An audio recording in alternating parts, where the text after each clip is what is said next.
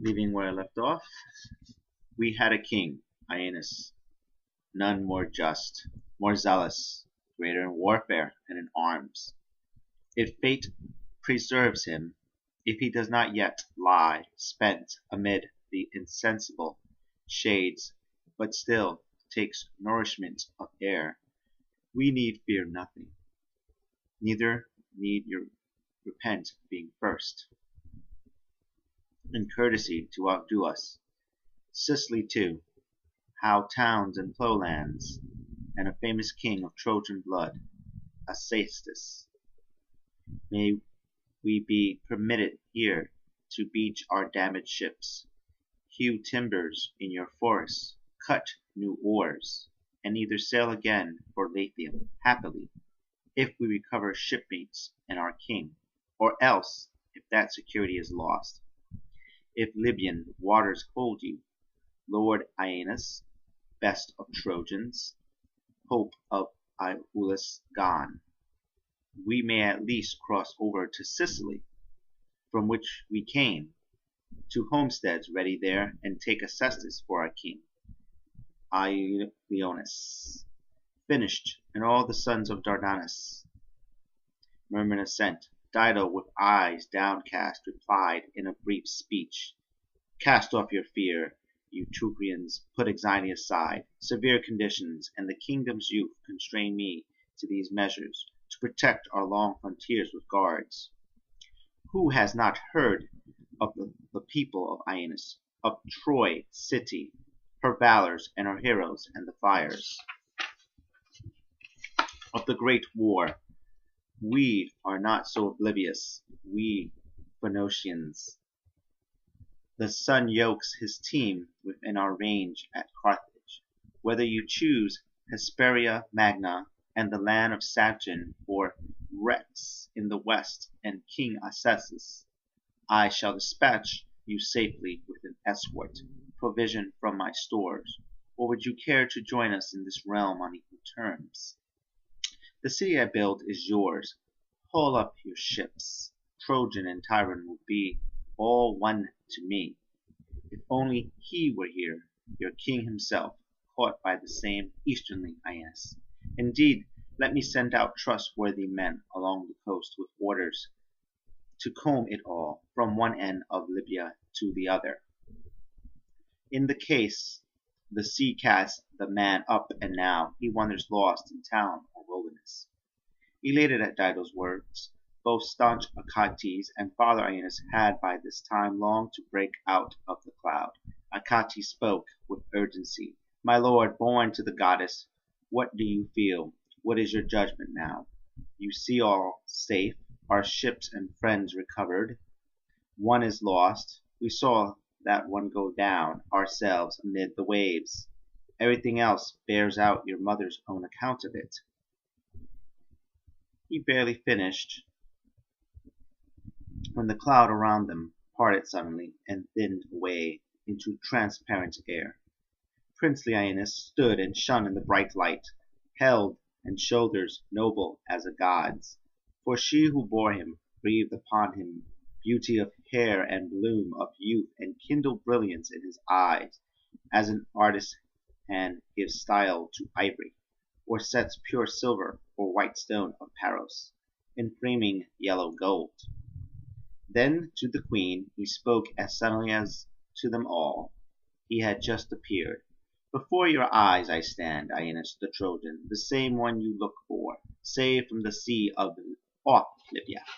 You alone, moved by the untold ordeals of old Troy, seeing us few whom the Greeks left alive, worn out by faring ill on land and sea, needy of everything, you give these few at home and city, allied with yourselves. Fit thanks for this are not within our power, not to be had from Trojans anywhere, dispersed in the great world. May the gods, and surely they are powers that care for goodness, surely somewhere justice counts, may they and your own consciousness of acting well reward you as they should. What age so happy brought you to birth? How splendid were your parents to have conceived a being like yourself! So long as brooks flowed seaward, and the shadows played over mountain slopes, and highest heaven feeds the stars, your name and your distinction go with me, whatever lands may call me. With this he gave his right hand to his friend Ilonus, greeting Serestus with his left, then took the hands of those brave men, Clothis, Gaius, and the rest. Sidonian Dido stood in astonishment, first at the sight of such a captain, then at his misfortune, presently saying, "Born of immortal mother though you are, what adverse destiny dogs you through these many kinds of danger? What rough power brings you from sea to land in savage places? Are you truly he, Aeneas, whom kind Venus bore to the Dardanian, the young Anchises, near to the stream of Phrygian Simois? I remember the Greek Teucer came to Sidon, exiled, and in search of a new kingdom. Belus, my father, helped him. In those days Belus campaigned with fire and sword on Cyprus and won that island's wealth. Since then, the fall of Troy, your name, and the Pelasgian kings have been familiar to me. Teucer, your enemy, spoke often with admiration of the Teucrians, and traced his own descent from Teucrian stock. Come, then, soldiers, be our guest.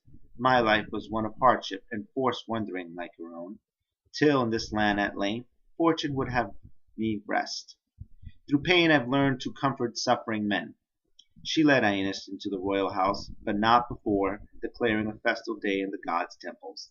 As for the ship's companies, she sent 20 bulls to the shore, 100 swine, huge ones with bristling backs and fatted lambs, 100 of them, and their mother's ewes, all gifts for happy feasting on that day.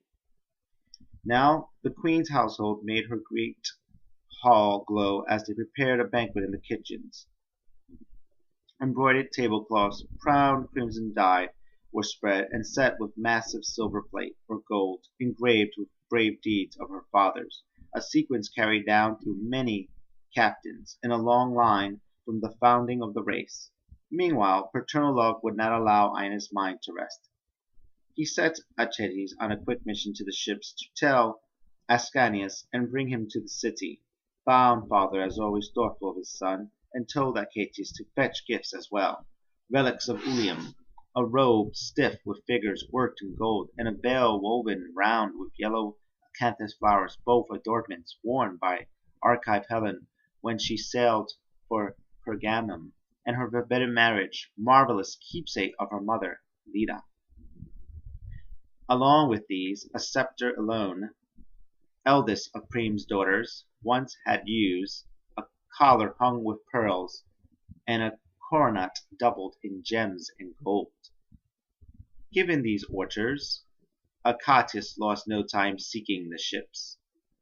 Our Lady of Strether, however, pondered new interventions, a new strategy, that her young godly son, Desire, should take the face and figure of Ascanius, then come and use his gifts to make the queen infatuated, inflaming her with lust to the marrow of her bones. Venus no doubt lacked faith in the ambiguous royal house, and Tyrant's double dealing. Then the spite of Juno vexed her. Her anxieties recurred as night came on. So she addressed him, Amor, god of caressing wings. My son, my strength, my greatest power, my one and only, making light of our high father's bolt, his giant killer, I must turn to you and beg the force of your divinity. You know how brother Aeneas has been tossed from one coast to another on the high seas, for Benedetto's hatred. You know this, and in my grieving for him grieve as well. And I'm going to leave it off there. Please, if you like this book, The Aeneid by Virgil, if you like the reading, comment, give me a thumbs up, like it, or any feedback, I will. See you next time.